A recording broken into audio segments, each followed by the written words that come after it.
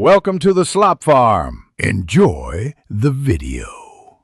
In this video, I will explain how to use Max Strip. Before you begin, always put on protective gloves and eye protection. Make sure your work area is well ventilated to avoid inhaling fumes. It's also smart to test Max Strip on a small, hidden spot first to ensure it won't damage your surface. Gather your tools like a scraper and a stiff brush. Now, let's talk about applying Max Strip. You'll want to put on a generous, even layer over the entire area you wish to strip. A brush or roller works best for consistent coverage. Check the product instructions for the recommended dwell time, which is usually between 15 minutes and several hours.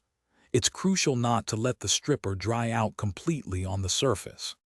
Once the Max Strip has done its job, it's time for removal. Use a plastic or metal scraper to gently lift off the softened material. Working in smaller sections can make this process much more manageable. If you encounter any particularly stubborn spots, simply reapply a bit more Max Strip and let it sit for a few more minutes. Remember to collect all waste in a proper container. After removing the bulk of the stripper, it's time for cleanup.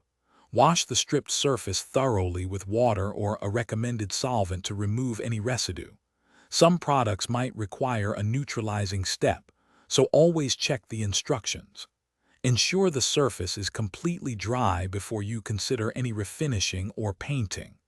Finally, dispose of all waste materials responsibly, following your local guidelines. Thanks for watching. Consider subscribing if we helped you today.